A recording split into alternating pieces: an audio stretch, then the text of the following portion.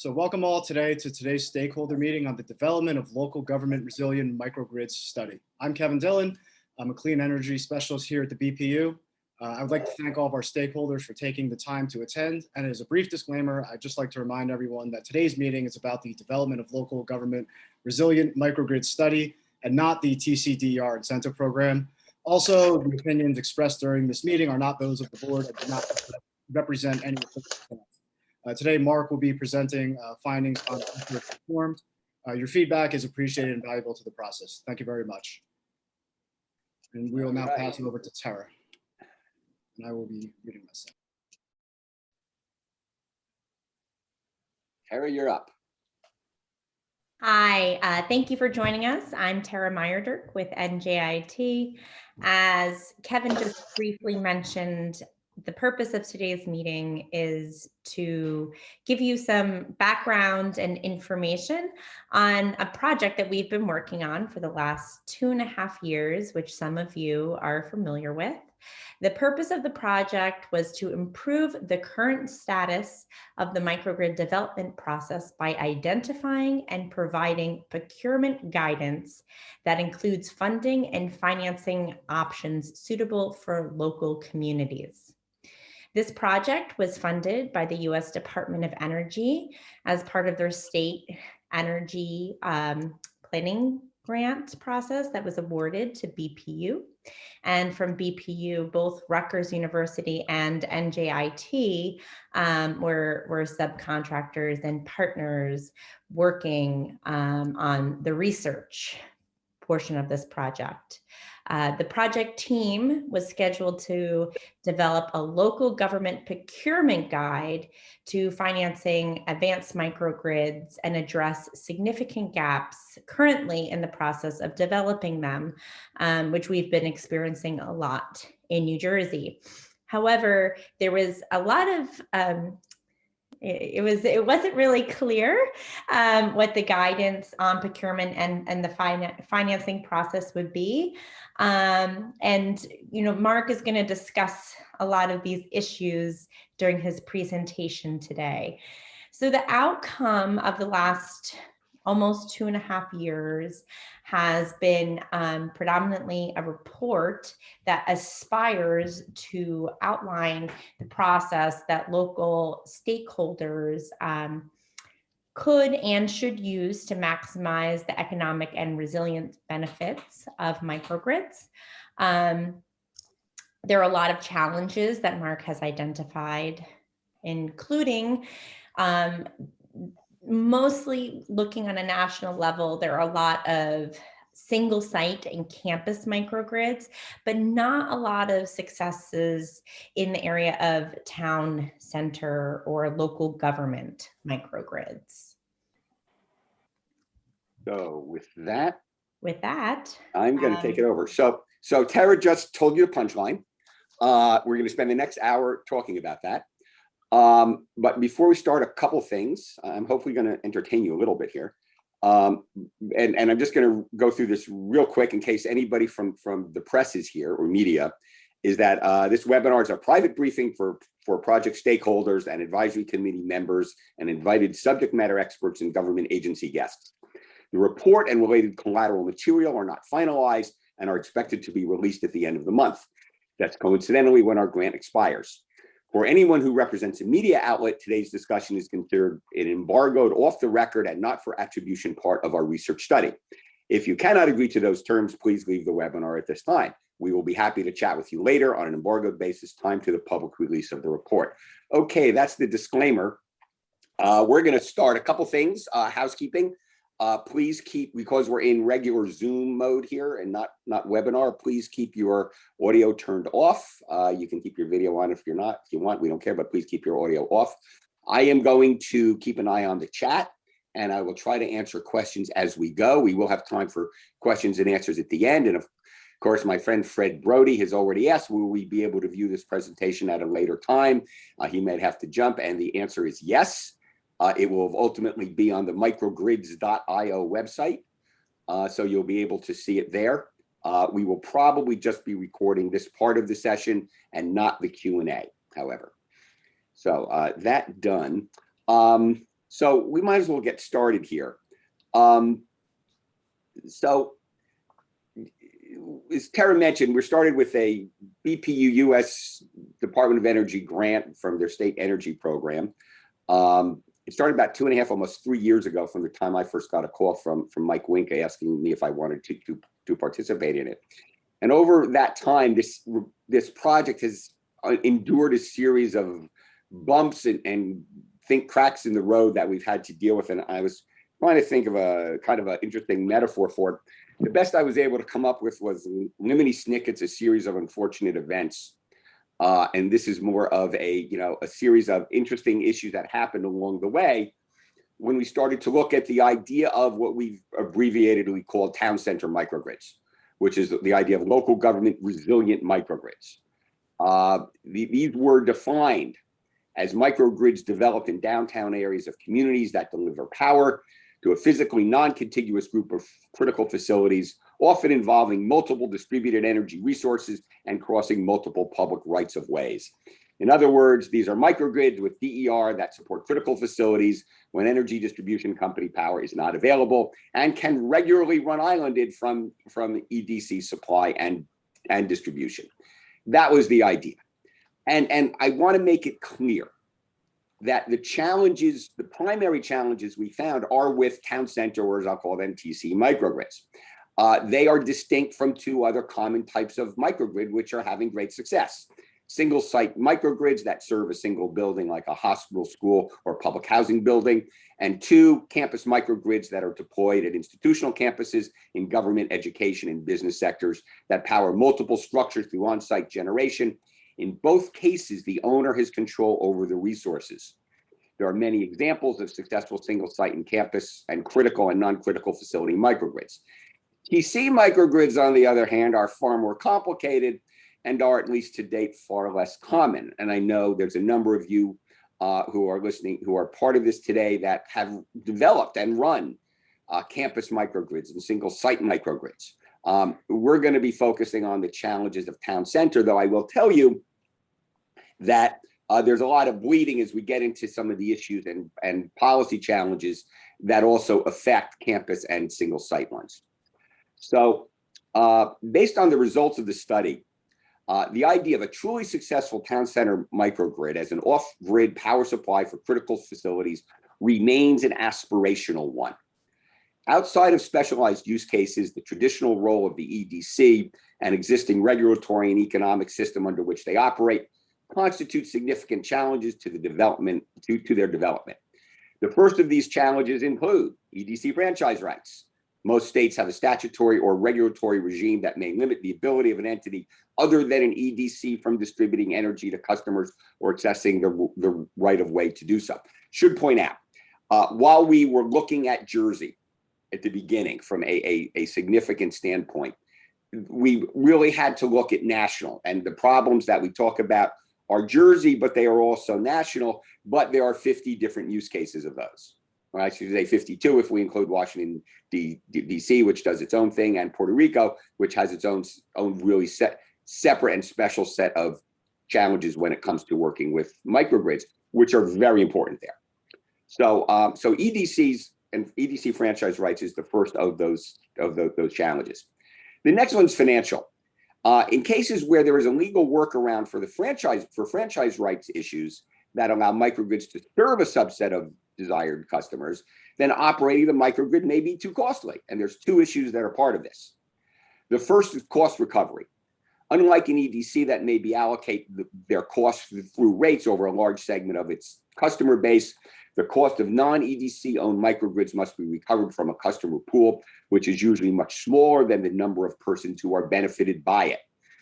Cross-subsidization. Alternatively, if the project can work with the EDC to underground otherwise from above ground lines, it adds ratepayer value through the added resilience it brings. On the other hand, it could cross-subsidize different customer classes, something state regulators frown upon. However, if an EDC can factor in an appropriate value to its rate base for cost recovery of the improvement, there might be a fruitful intersection of interest for all parties. The challenge in those cases is how to put a value on resilience for public purposes without unduly shifting costs And we'll be talking a little bit more about that later. So there's a two-part regulatory challenge. I want to break it into two pieces here. The first is regulatory burden, which really depends on a state's regulatory environment. A microgrid that serves more than one customer could result in the regulation of the microgrid owner as its own EDC. If this is the case, the cost burden of regulatory compliance, unless waived or modified, may make the project economically unfeasible. In those cases, and they would make logical sense that the regulatory agency should waive that status, because EDC rules never quite, from 40 years ago, never quite anticipated what we've developed today. It would make sense to be able to do that, but it's just one more bump on the road. The other aspect is regulatory compliance, because each state has its own regulatory environment that affects DER ownership, controls, system revenue, and cost implications and technical matters. These issues complicate the financial challenges of TC microgrid design and financing, cost recovery, and customer service requirements. Next challenge is technical compliance. Both EDCs and microgrid designers advocate that electrical system safety is paramount, and it really should be. While a general consensus, this can break down over implementation details. Agreement on standards, controls, redundancy, and power supply reliability elements, particularly at the point of common coupling, is hard to come by. In addition, because of the ongoing evolution of DER, industry standards are evolving as we have this discussion, and reasonable parties may have different approaches to addressing them. Our final challenge is societal and public policy issues. While TC microgrids may add resilience and reliability in emergency situations, not all configurations will be consistent with balancing short and long-term statewide policies of ensuring the fiscal sustainability of the grid, greenhouse gas reduction policies, and funding of energy efficiency programs. If town center microgrids were standing alone by themselves, the way they were originally conceived, Sandy and the hurricanes in Texas were kind of got us started on this road. So if this was around 2013 to 2014, some of those complexities wouldn't be there. They weren't as in front as they are now, and that's added complexities. One of those other, if you will, those going back to those unfortunate circumstances I referred to earlier. So that's the overview.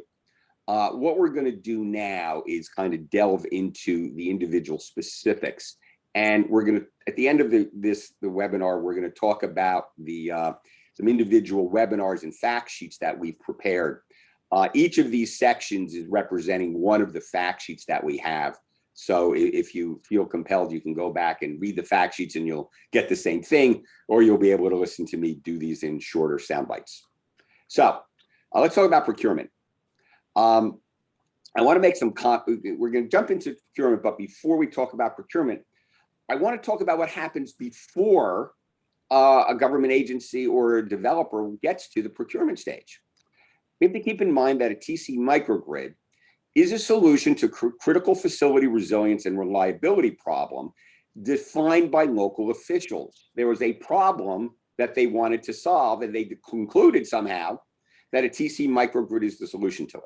That problem can have many variables, can include the facilities to be covered, risks that have to be mitigated, goals that may include reducing electricity costs and carbon emissions, updating their facilities, and deciding on off-site critical facilities that have to be covered.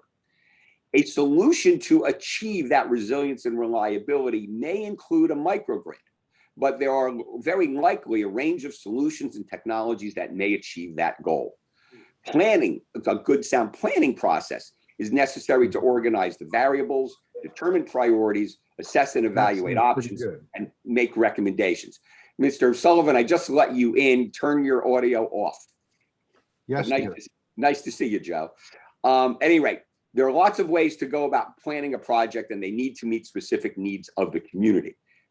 Planning comes first, all right? So before you start procuring something, you need to have gone through some kind of activity that considers other solutions to critical facility resilience and reliability needs, and then concludes that a town center microgrid is the right decision for them. Then you can start to get serious about what you're going to do. And you also want to keep in mind that procurement is all about risk management. And I talk about this in a lot of other environments where I work. I just did a webinar yesterday on a town in New Jersey that kind of went upside down with its lack of controls and governing body on its employees, and they wasted a lot of money and a whole lot of crap went on there. But risk goes through this entire webinar. The entire report talks about how risk is managed and needs to be an integral part of how any microgrid decision gets made. So, let's see.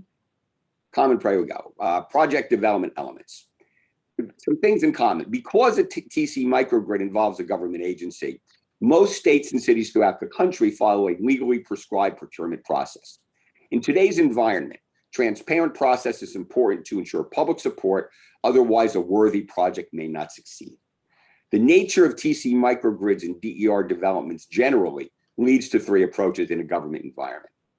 The first alternative is for the agency to contract with a system developer who will do all the work and get paid through the sale of power to their off-takers. These agreements go by several names. Energy as a service is common, but energy supply agreements or power purchase agreements are all variations on the theme. A second option is where the public agency runs the project itself as a do-it-yourself effort and takes full responsibility, usually via contractors, to design, build, finance, and operate their own facility. This is a common approach in places where the agency is actually the local electrical distribution company. In New Jersey, we have about a dozen local electric utilities that could do that. We've seen in New York State, they looked at a number of options with there as well. And we have other places throughout the country where that option may make sense to be able to operate, and then makes a town center microgrid a whole lot easier to do. A final option is to develop the project through a public-private partnership where a third party does all the work and the risk is shared with the public agency.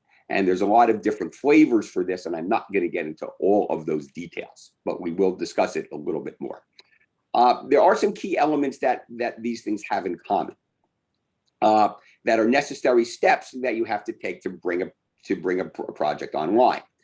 Depending on the development model, these can include specification development, financing, which is who's paying for it and the cost of that financing, construction, how contractors are chosen, their competency, and how the agency manages their performance, system operation contracts, who and how will the system be operated and maintained.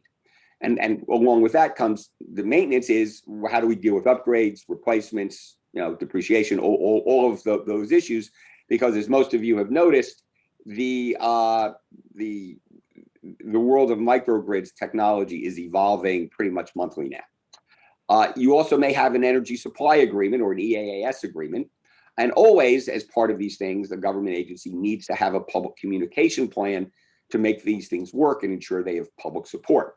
This is not a private company that has a boardroom that meets in private and makes decisions that affect primarily its shareholders. Government agencies have to be particularly sensitive to that. Contracts with third parties are usually needed for these services, as very few government agencies possess the in-house expertise to execute them. These contracts need to be negotiated by experts who understand the energy supply industry, can develop risk mitigation strategies, and can assure that these strategies are reflected in contracts. It also requires a lead individual or organization that takes responsibility for overall project coordination and management. What I do not recommend for a municipality is you take your regular municipal engineer who may be really good at building roads or water and sewer treatment plant, your municipal attorney who's great at general law, and your purchasing agent, and you put them in charge of developing and negotiating your TC microgrid plan.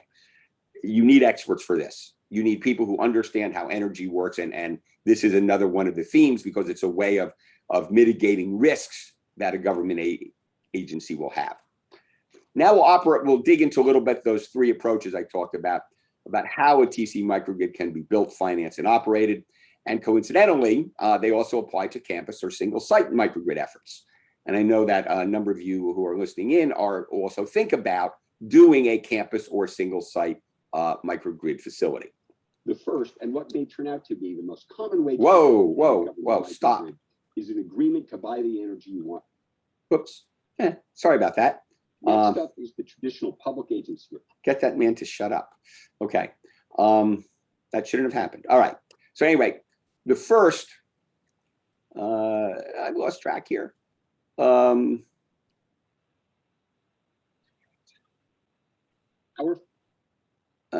man. So we have a technical glitch here. I am sorry. Okay, here we go. The first and what may turn out to be the most common way to develop any government microgrid is an agreement to buy the energy you want from a third party. In those cases, the party is fully responsible to design, finance, build, operate, maintain, and own the project. Selecting and contracting with that developer warrants some kind of competitive process to make a qualitative selection based on technical approaches and competency. Once chosen, the agency enters into an agreement with the developer to become the power supply off-taker and pays for the power supply pursuant to the agreement. Other planned designated critical facilities may enter into separate agreements with the developer or have an agreement with the organizing agency to pay for the supply. There are challenges to this. The primary one is ensuring the developer and any investor have the financial and technical capability to develop and execute the project on time and on budget. To ensure that, however, requires the agency to have expertise of its own, to develop, review, and execute complex RFPs and agreements, to avoid the issue of asymmetric information. All right, that's a dynamic between the developer and the agency, where the developer or contractor has a greater understanding of the project and its intricacies than the owner, and is inherent in most public construction projects. That's a big deal throughout public construction generally, no matter what it is you're building. Asymmetric information is a challenge that agencies need to work hard to overcome. It also requires the owner and their representative to understand and explain to the public the risks of the project. For example, a potential problem area would be avoiding contract provisions that don't adequately assess future circumstances, such as energy market changes, technological innovations, ownership changes, energy use changes. And if not well explained to the public, opponents could politically undermine the effort. These complexities are why risk management needs to be part of how agreements are developed, and the risks of uncertainty fairly balanced and well understood by the parties. And this guy is back again. Okay. Some of the challenges we have with that is the traditional. Oh, the slides aren't synced properly here. Excuse me, folks. I am sorry. Public agency. Here we go. Public agency approach. Here we go. This is the design, bid, and build public construction project. This is the opposite of paying directly for energy through a supply agreement. In these cases, public debt is usually issued to cover construction costs. This approach is appropriate when the government utility serves as the EDC. In some cases, the agency may operate and maintain the project with its own employees or contract that to a third party. This has its own risks as well. Does the agency or its planners have sufficient experience in specialized energy procurement issues? Such experience is rare unless they are the EDC. Without an experienced team doing the negotiating, there's risk to being outmaneuvered by the contract during contract negotiations. So if you don't have it, be sure to get it and realize that you may have to pay for that. Are bid specifications sufficiently comprehensive and detailed? You want your proposers to be working off the same page, and that page needs to be sufficiently clear to allow fair comparison. Does the process allow sufficient time to negotiate the contract? This is important to avoid pressure to act too fast. You don't want to be rushed. Finally, does the project have a sufficient number of exit ramps that permit a project to be modified, suspended, or abandoned if necessary? To address this, expectations for project phasing and a modification process needs to be clearly spelled out in the contract. And finally, you need to ensure that the critical path elements are clearly identified and you have the capacity to adjust as circumstances may call for. And our next one is our P3, our public-private partnership. And it's a hybrid of the two previous approaches. Here, the government agency owns the project and enters into an agreement for a developer or contractor to design, build, and operate the facility for the agency. As part of the deal, the developer takes on more risk to deliver on time and on budget and operate under an energy supply agreement. This reduces the agency's construction risk. Depending on the project, either side might arrange for the financing. Advocates for the P3 suggest this added risk to the contractor warrants a more flexible procurement, contracting, and operating process. And there's a lot of logic to that. Translating that from government speak, however, means a negotiated process may involve a qualitative evaluation of potential partners, as opposed to a traditional public bid or not having any control at all under an EAS agreement. The challenges facing these projects will sound familiar, but also go a little further. Unanticipated events that can negatively affect guarantees or other liabilities, these need to be addressed in the contract. Performance shortfalls resulting from projections based on variable, hard to measure, or unprovable standards. These can affect the cost of energy. Contracts that do not possess strong project management oversight by the owner. Contracts that do not require an efficient and equitable dispute resolution process. Finally, ensuring the partnership equitably shares both risks and rewards. Every step of development is critical. Both planning process and the procurement model are integral to a successful project. Government agencies considering a TC microgrid need to carefully do their diligence as they determine how they want to proceed. I'll give you a chance to inhale there. I see we have a couple other folks joining us. We will now talk about financing challenges. First of all, return of investment. For any microgrid to exist, someone is making an investment in capital funds to build it.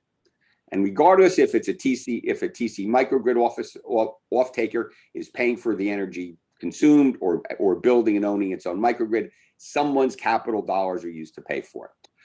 We're now going to discuss a little bit about that generally and TC microgrids specifically. It is an evolving commercial activity with obstacles to overcome. Our first challenge is a basic of economics in a market society.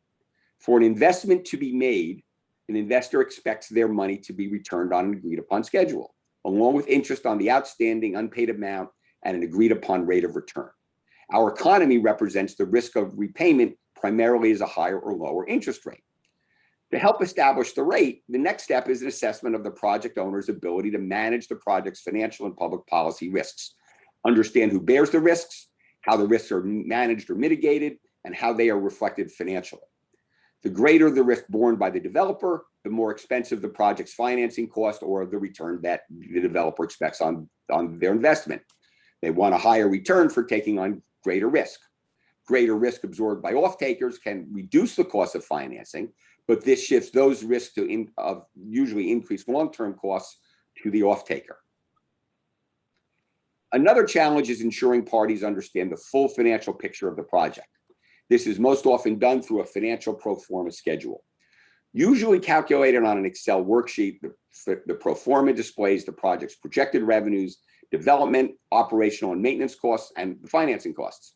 All of the variables can be adjusted and tested under different scenarios. A careful analysis will test the robustness of the financial projections and estimates can identify weaknesses and risks. Both developer and off-taker attorneys, engineers, and experts must understand the business and electrical supply needs of the parties so the pro forma can be tested with underlying assumptions and variables. I cannot underestimate the need for project team members to conduct due diligence, careful analysis, and ensure understanding the strengths and weaknesses of the technical and financial proposals. Developing this understanding by government officials is critical because the developer will have the better grasp of financial and energy supply issues than government representatives. This is another example of what we talked about before of asymmetry of information. The person who develops the pro forma is always going to know more than the person reviewing it. Also, decision makers cannot abdicate their understanding to experts. They need to fully understand the critical elements. This can be practically demonstrated by their ability to demonstrate key elements of a contract to others. One point I used the comparison, if you're investing money in some type of an investment scheme, if you will, or you're a municipal official and somebody here's a good way to invest your idle municipal funds, right? The person making the decision needs to be able to explain the details of how that's going to work to somebody else to make sure they really have a grasp of understanding what it is. We've seen many cases in the past where government officials go into a project because somebody convinced them that it sounded good, but they were completely incapable of explaining the details behind it. So I urge that that's a good test to take. Let's talk about the impact on off-takers. For example, the microgrid requires the installation of parallel or undergrounding of distribution lines, switches, and controls. It adds to the capital to be recovered in rates paid by the microgrid's off-taker unless initially subsidized. These and other off-taker impacts warrant consultation with the EDC and potentially regulators as part of the contract negotiation process. In some cases, regulatory policy changes may be necessary to facilitate some projects. Remember, it's just not the off-taker officials who need to understand the process. The investor also needs to understand it because it's their capital at risk. And if they don't get it and something goes kaboom later and the project fails, it's their money at risk, or somebody's is going to be at risk, and they need to know what's up with that. One thing that can help deal with this is the development of industry standard agreements and practices that can package deals and make projects more attractive to investors. For example, projects that are consistent with the standards of the time that it's being done can benefit from a competitive bidding or request for proposal process that can lower the cost to off-takers. Alternatively, complex or non-standard projects can result in reduced competition or negotiating with just a single contractor. These projects often have added risks that can increase financing costs as well. Before we leave the subject of off-takers, keep in mind that government off-takers can only take on so much financial or operational risk before political risks can become an issue. And that highlights the importance of a knowledgeable and competent team, sound development process, and the diligence that goes into contract negotiations. The speed and overlapping nature of changes in the economy and microgrid industry can add to uncertainty that will affect public and private capital investments. So let's move to another range of risk and mitigation strategies, many of which are project dependent. So, energy supply agreements. Supply agreements can have off-taker rates that are tied to regional or state price indexes that are influenced by energy markets that affect price calculations. And again, these are the things you need to know that are out there, all right? These can be affected by changes in regional generation supply costs. They can include solar photovoltaics, wind, the potential of early stage evolving fuel supply like renewable natural gas, hydrogen, and small and modular nuclear plants. We also have changes in independent system operators and regional transmission organization practices. I just saw yesterday that in the world where we are here, PJM is starting to change their minimum price offer practices, and that's going to change. And a year ago, that wasn't the thing that that was on the table. And 6 months from now, there may be something else that contracts may have to be able to address in some way. Their actions can in turn complicate locally driven policies affected by state and federal regulatory environments. These generally concern competition-related supply incentives, subsidies, and changes in market rules. Again, you're starting to see the complexity of these things here, which is one reason why you need good advice, and you're going to get sick of me saying that. Energy supply trends is the next set of risks to deal with. Government off-takers negotiating contracts need to understand risks related to a range of energy supply trends and issues, including managing the unpredictability in energy source costs. And this can be done by using contract hedging strategies that are driven by sophisticated financial analysis. The implication of rate formulas that have fixed and variable rates, that can be a strategy for both off-takers and investors. Using industry or regional benchmarking like ISO and RTO day-ahead markets, especially when used in conjunction with inflation or supply-based formulas. And the potential of mid-term contract modifications or renegotiating cost components based on changes in technology and public policy. And there's one more set of risks that would be operational. Can't ignore them, such as changes in costs. They can be managed with sound and attentive management with a good track record. Strategies like inflation protection practices and formulas can help the system hedge the impact of cost changes to prevent an adverse impact on project finances. Although I don't think anybody was going to basically predict the impact of what we saw over the last 18 months because of the pandemic. Other risks to be managed include the potential of stranded investments from technological and supply market changes, investment time horizon changes, and replacement and retirement costs. A final financial point is about strategies to meet the financing challenges, because it's not just investor money here.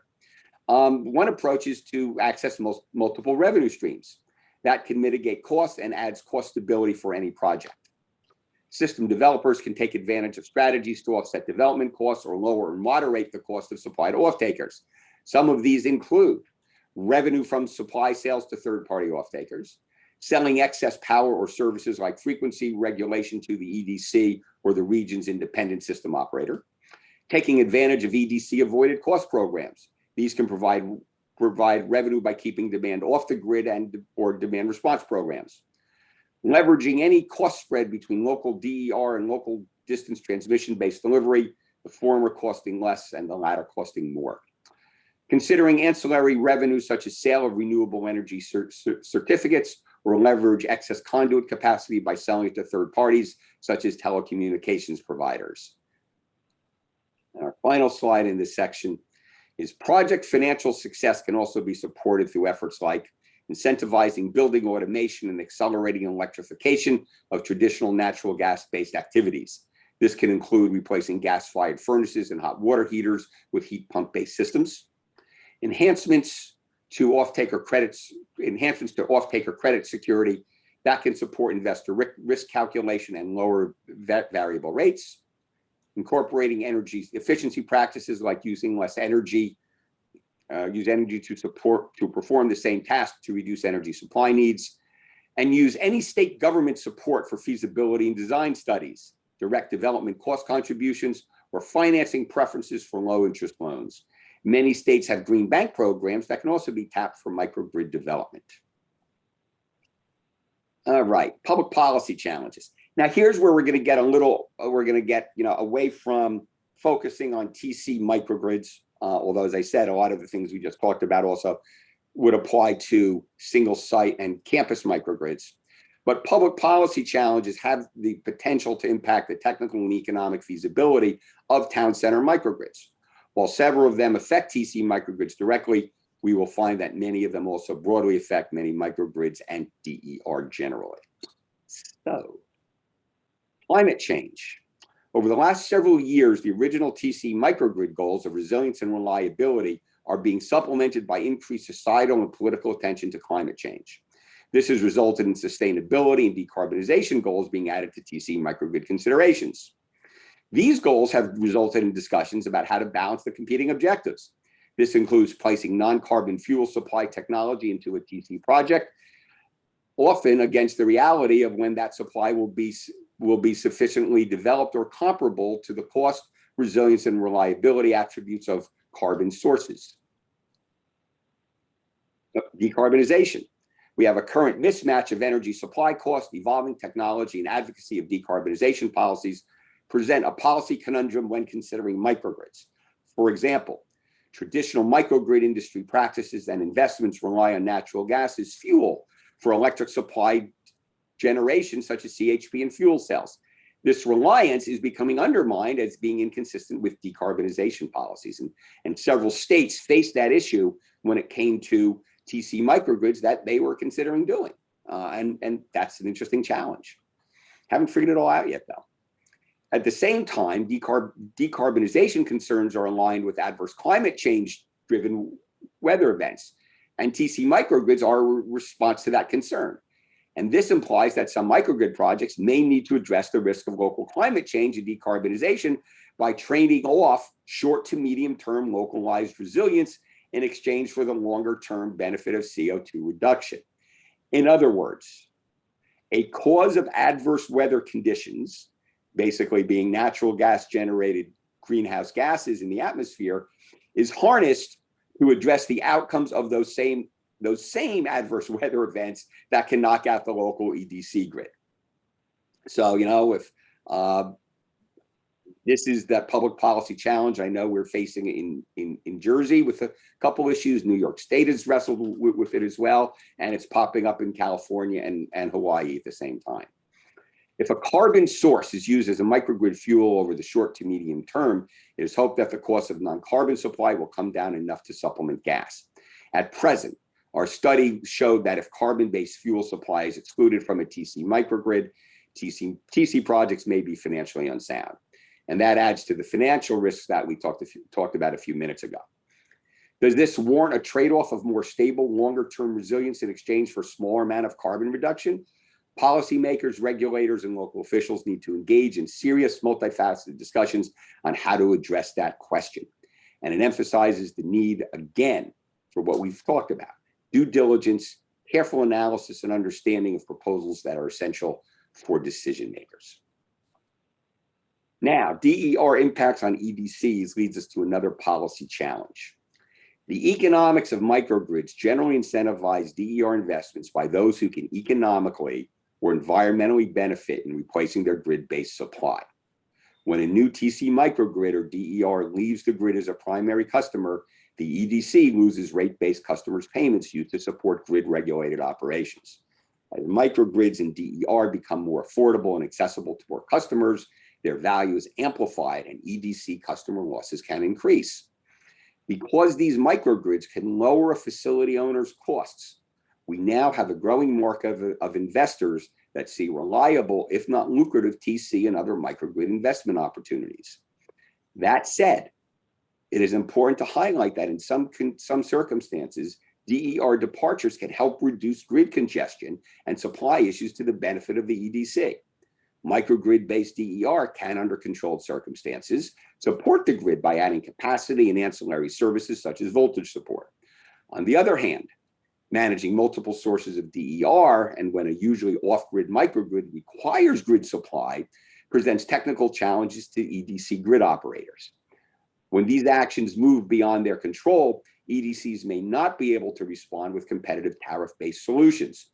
Ultimately, the loss of former customers, now DER users, their revenue affects EDC profitability and returns to their investors, and that can lead to higher rates or reduced services to those remaining on the grid. This is a problem that is in play right now. We're seeing this in other states. We're seeing DER tariffs, all kinds of interesting plays in EDCs invested in distributed energy resource management systems. All of these things are in play, and it's just something that we don't know what it's going to look like when these things start to evolve and start to settle down a bit, because together, these things present a policy conundrum. Unless they're carefully regulated managed through the regulatory process, the practice of increasing use of microgrids and DER can have the economically, societally perverse effect of spreading fixed grid costs over a reduced ratepayer base and contributing to higher consumer rates. In a worst case scenario, and I mean worst case scenario, this can contribute to the so-called regulated utility death spiral with its own highly complicated societal and financial market impacts. There are potential regulatory solutions to some of these challenges. They include exit fees, blue sky access fees, connection fees, specialized DER or critical facility tariffs, charges for developing behind the meter supply or EDC authority to develop or maintain its own DER. They also include payment structures to facilitate microgrid development that can enhance grid operation or otherwise make valued, cost-effective services available to the grid. These are some of the hard challenges that regulators are facing, and I don't want to be one of those at this point.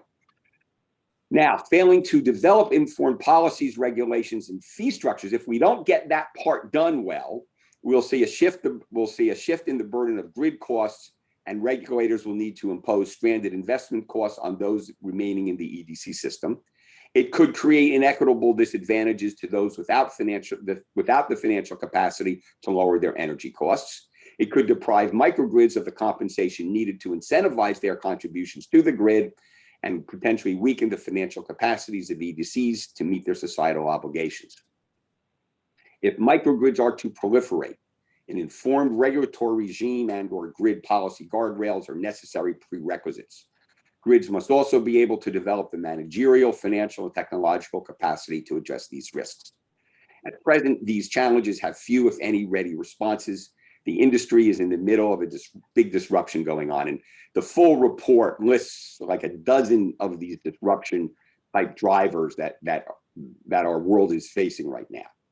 The next step already started in some states like California, Hawaii, and New Jersey, should be deeper research and pilot programs that consider how these issues are to be addressed.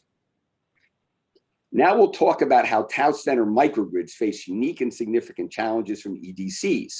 These challenges vary across the country as EDCs are regulated by their different state public utility regulators, and each one has a separate set of circumstances that they are trying to address. So, EDCs can present significant barriers to TC microgrid success. Outside of specialized use cases, the regulatory and economic environment regulating EDCs generally stymie the development of TC microgrids. These barriers include franchise rights and limits that impede EDCs from taking on customers. Because EDCs serve a wide range of customers, they require costly regulatory burdens that may be unnecessary for a TC microgrid doing the same. The EDCs have a legal right of preferred access that allows it to cross multiple public rights of way is not available to a non-EDC facility. Technical and engineering issues concerning the management of DER as I mentioned before, are facing EDCs on a regular basis, is how they're managing all of this new DER that people want to hang on to their system. All of this leads to EDC management and fiscal uncertainty. That affects the risk of developing and maintaining their systems and ensuring necessary investor cost recovery. Clearly, microgrid technology is a fundamental element in the evolving change and disruption being experienced in energy supply and distribution, both nationally and globally. Here's how disruptive it is. Microgrid technology is implicated both as a cause and a solution to energy supply and distribution issues. And at the same time, it's an investment opportunity. That's a really interesting mix of circumstances. It caused the problem, it can fix the problem, and people want to invest in it. How we manage all that is this problem facing regulators these days. So let's start. For the rest of this now, we're going to talk about those what some of those changes and disruptions are, which of course are all interrelated with each other. We'll start with the reality that critical public services are affected by environmental concerns, including changes in weather patterns. The effect of those changes started the idea of TC microgrids, the need for power supply resilience and the need for power supply resilience and reliability as an adaptation response to disruptive weather events. We can add to that international public policy requirements to reduce atmospheric carbon. Next on the list, non-carbon power generation technology advances. That has led to increased supplies of solar, wind, hydrogen, and biofuels like renewable natural gas. Depending on location, these are price points that are lower or competitive compared to carbon-based fuel supply. On the other hand, in some locations, the price points are a lot higher, and regulators are working on figuring out how do they lower those costs or incentivize people to use those resources. New Jersey, for example, is going through a big thing right now when it comes to offshore wind and how that power supply is going to enter our system and how we pay for it. Technological advances are also a significant disruptor. For example, consider efficiency and cost improvements in generation technologies like combined heat and power, fuel cells, photovoltaic, solar panels, and battery storage. Consider digital technology controls for voltage and frequency management and switching. All of these have been significantly changing over the last 3 to 4 years. They've all facilitated growth in DER supplies, behind the meter solutions, and the ability to interconnect supply with transmission and distribution grids. We also have the availability of investment capital attracted by potential returns from the lower cost of DER generated power, especially when coupled with behind the meter solutions. But the potential for above market returns attracts venture capital and private equity investors. The public is also showing increased concern over environmental, health, and social equity and environmental justice issues. These are driving state-level government policymaking, regulatory study, and decision-making activities. Regulators are considering and adopting new policies focused on reducing carbon-based energy supplies and replacing them with environmentally cleaner supply. They're also bringing in equity of access to clean supply as an important consideration. Energy supply markets and government incentive programs are next. They are providing financial encouragement for DER participation in supply transactions at the federal, regional, state, and local levels. Residential and community solar programs are prime examples of that driver. We're also finding that customer preferences for green power supply are playing a more important role in decision-making. Unfortunately, this market has participants that engender customer confusion, obscured supply sources, and unclear contract terms, as well as deceptive marketing practices. It is hard for reliable and ethical vendors to stand out. Just a parenthetical note to folks from NJ BPU who are on this: clean up the site that lists third-party suppliers. I've been through it recently. It's got a bunch of dead links, confusing information, limited disclosures, and once in a while, links to malware. Needs some work. Finally, with the advent of DER, EDCs, EDCs, their regulators are wrestling with new technical, regulatory, and financial challenges to manage and deliver local supply on their grids. There's a lot there. To kind of summarize this point, the disruptions collectively affect the operating and financial underpinnings of the traditional investor-owned EDC utility model in each state. Depending on state and local circumstances, they are forcing utilities to respond, innovate, adapt, and become more market-driven and customer-centric. Microgrids and DER are just one slice of the power grid modernization issue that EDCs are working through. The task of finding pathways for their development is necessary as part of an overall approach to managing DER and grid modernization. Now let's move to the technology behind developing and managing microgrids and the implications of change. We'll specifically talk about the interface with off-takers and EDCs, how it is evolving at a rate where technology is moving ahead of the regulatory community's capacity to absorb and integrate them into policies and regulations. These changes affect larger energy generation, transmission, and distribution ecosystem. That ecosystem includes wholesale and retail markets, regional supply generation, data management, distribution grid management, climate policy, energy efficiency, and the physics, technical and engineering aspects of managing electricity. Once a microgrid gets installed and is operating, tech disruption can still affect its operation, cost structure, and energy supply. This can happen through control technology, the point of common coupling of the microgrid and the EDC, because that needs to continue to work seamlessly, even as other smart grid enhancements take place surrounding it.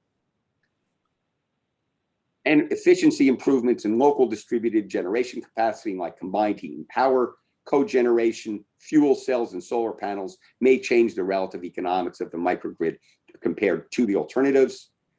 As the microgrid and DER use expands, they require new technical and digital tools to integrate and regulate supply on the EDC distribution grid.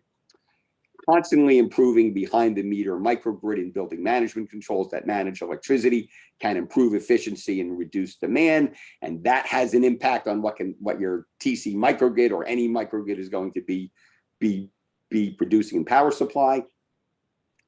Lower battery storage costs, charging characteristics, and improved battery efficiency can also disrupt cost projections and operational upgrade plans.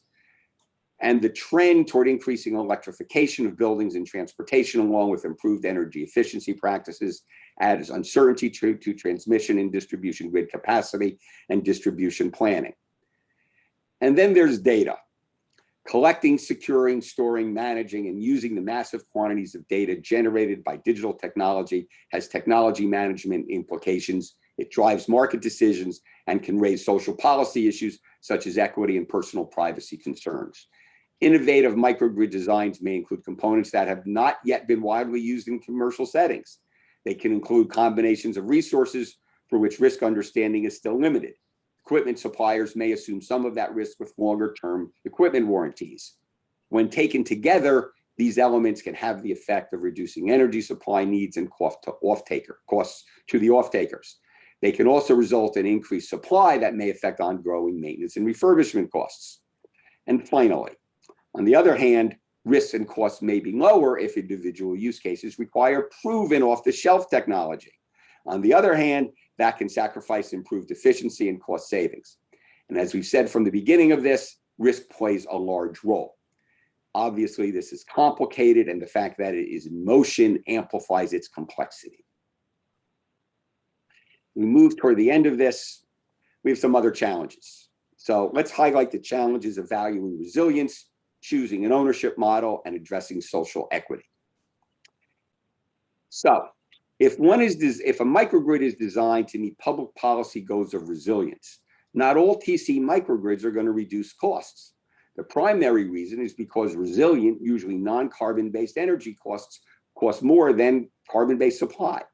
It can be argued that the added value of resilience that a TC microgrid can bring to a community during outages will offset the added supply costs. But an integral part of that calculation is how is resilience calculated and then valued. For example, to set a value on resilience for a given use case, energy users need to determine, one, how much energy resilience they need, how much do they want, and how much they can afford. These questions present ongoing challenges to policy and analysts and scholars.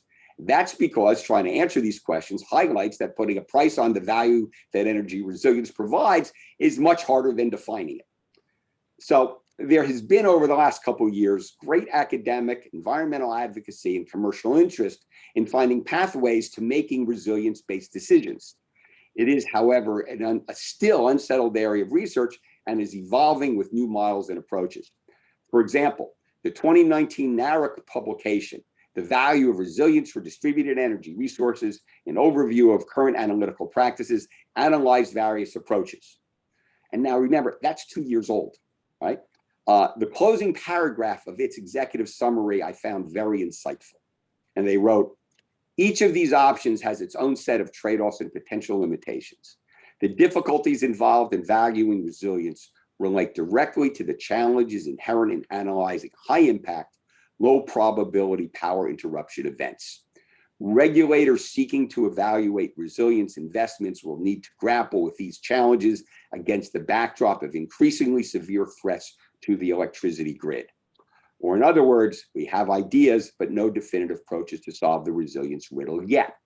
The report talks about what some of those models are and provides some guidance on how organizations try to figure that out. One thing I want to highlight is that there really is a difference between valuing resilience in the private sector, where you're putting commercial dollars, if a manufacturing facility goes down, or if a hospital stops working, or an airport loses its power, there's a lot of economics that you can use to kind of set a value on what that resilience brings and how much you should be investing in it. In government world, it's a lot harder to do because you've got so many different variables that can go into it. There will be some use cases where it may be obvious, where you have a shore community that's subject to ocean rise or has significant hurricane exposures because it's in a very low-lying area. But in other cases, it's going to be much harder to do to make those decisions. Then there's the ownership question. In December of 2020, the Pacific Energy Institute released a report titled Community Microgrid Ownership Models. It provides a useful inventory of microgrid ownership models. It included microgrid ownership that has generally served more than one off-taker, as would a TC microgrid. The major takeaway from that report is that ownership models can and will vary by owner, EDC status, community or client served, investor preferences, and technology. It had a nice quote that said, greater regulatory flexibility for utilities, communities, and private developers to pursue various ownership and operational models will allow innovation to determine the best approach to community microgrids. Our final element highlights that social equity in energy policy has become an important point of discussion. This is in response to studies that conclude that low-income communities often suffer negative health and economic impacts from energy supply and use decisions. Thus, social equity issues that connect the development of DER to the support of low-income and environmental justice communities are becoming a consideration in the public policy decision-making. For example, New Jersey has embarked on now a second round of incentives for community solar projects that maintain a strong focus on that. In this context, regulators and investors need to ensure that public and private DER and TC microgrid developments reduce emissions and include and emphasize distressed communities in their planning. These plans need to ensure that the benefits and values brought by DER are not limited to wealthier segments of society. They should be shared and made available across all segments. Now we're getting to the end. Let's wrap this up. While enthusiasm for town center microgrids may remain high as part of the ongoing national evolution and delivery of management of electrical power. Current market and regulatory conditions present significant challenges to their development. I'm going to discuss what is the remaining slides. I'm just going to really quickly, because we're pretty much on time here for this, what can be gone through to work through the challenges, to take advantages of the opportunity. But those solutions are not simple, and who should engage in these activities are unclear, but that needs to include industry advocates, regulators, and local government experts as appropriate to the issue. All relevant interests need to be part of the solution. So, need to be here. For energy supply purchase projects, we need to develop best practices for government off-takers, identify what off-takers should research, how to engage developers and address risks, and develop model contract provisions that serve the life of an EAS or agreement. Working with regulators, EDCs in the DER industry should develop regulatory models that address the technical and fiscal impact that DER has on EDCs. For example, just earlier this week, California announced an effort along these lines. At a minimum, these models should include DER access to public rights-of-way, regulating EDC interconnects at the point of common coupling, and technical management and controls such as voltage regulation and switching. And keep in mind, this issue goes beyond TC microgrids and affects all microgrids in an EDC's territory. Continuing efforts should look at the effect of that cream skimming effect challenge presented by DER. This should include developing rate reform strategies to assure that needed grid services are financially supported and costs are equitably distributed. We should be examining the impact that projects may have on reduced state or local revenue energy system related taxes and fees. This can include impact on social benefit program funding as aid programs support local government. That's a particular thing in New Jersey, by the way. Decarbonization issues. We need to assess the status, progress, and impact of state and local decarbonization policy on microgrid development. This can involve developing public policies that balance resilience and reliability, greenhouse gas and carbon reduction, and the ongoing technological evolution and maturity of solutions. And we should be considering tying regulatory effects to improved EDC baseline reliability and redundancy to EDC acceptance and management of DER on their grids. We should look at legislation to remove regulatory hurdles such as rights-of-way limits and laws that eliminate barriers in public agency contracting practices to support financially viable resilience and reliability-focused projects. And finally, implementation of TC microgrid project tariffs to facilitate projects by balancing EDC technical and financial concerns with the public value of TC microgrid projects. I am done with this presentation. The report is in design. We expect to have it out within the next couple of weeks. And as I said earlier, definitely by the end of the month. There's a lot more detail in the report, which includes over 7 pages of references that we looked at to try to figure out how this all pulls together. It's been a very long road since the project team had its first meeting at NJIT almost 2 years ago. And we've now wound up in a place where we didn't expect to be when we started this. I thank you all for your time and attention. I know this moved very swiftly. If I went on too fast, you'll be able to go back and watch the individual webinars, which was basically, this program was a combination of all of them. I am done. I will stop sharing my screen. I thank you for your time and attention. And since we kind of covered what was on our agenda, what happens next, I think we can move right to questions in the chat room. I see we've had some chat. Mark, I want to point out for those of you that haven't been looking at it, our friends at U.S. Department of Energy, that all our content will also be added to the DOE State Energy Program website. Fred Brody, as usual, asked me a question I can't answer. He asked, utility interconnection process is lengthy, opaque, and expensive. What proportion of total cost does this represent? And how is that risk mitigated? Yes, it is. I have no idea how that works. How that risk can be mitigated is the things that we talked about. It takes time and attention of folks doing these things.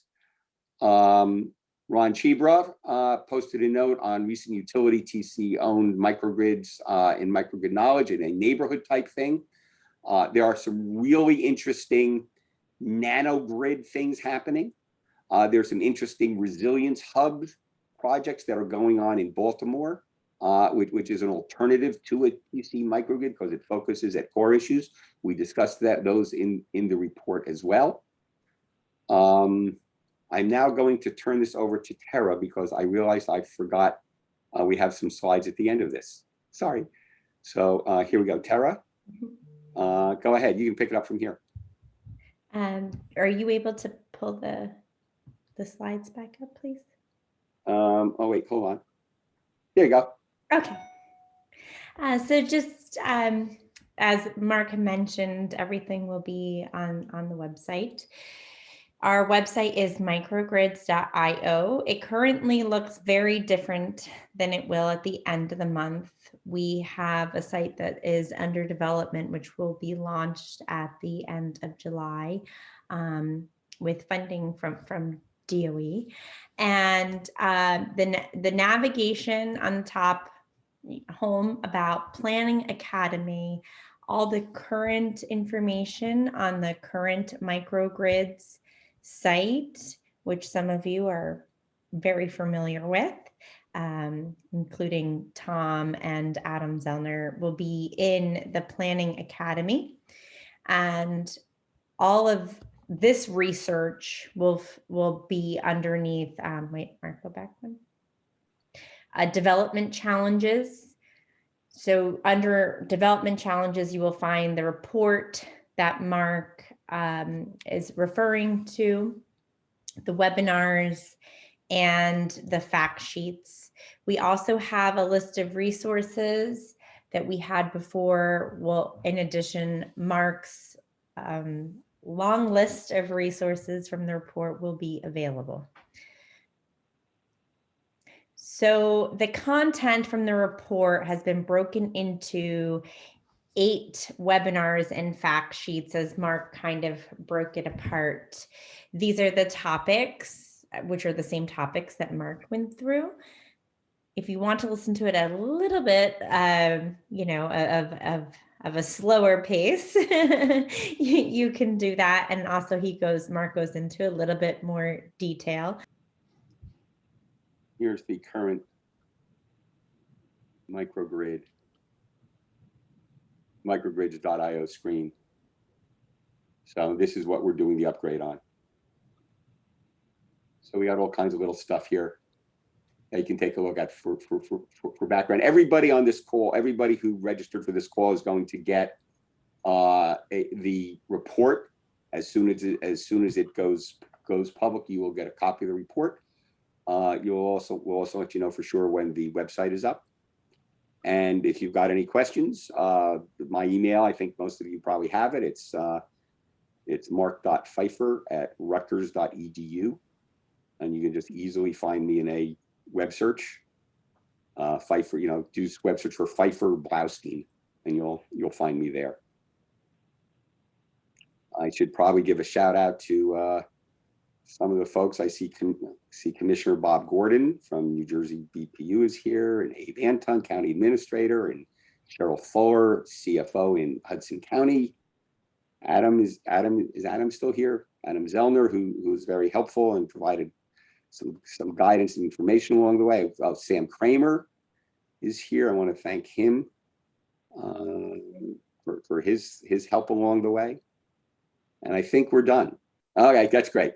All right, then Tara, I pass it back to you, and I think we're done, folks. Thank you all. Thank you everyone for attending. And if anyone needs to reach NJIT, you can email me at tmm, I keep it simple, @njit.edu. So thank you very much for participating. And again, we will let you know as soon as the website is updated and also the report is finalized. Have a good afternoon. Thanks, everybody. Stay well. Thanks, everybody.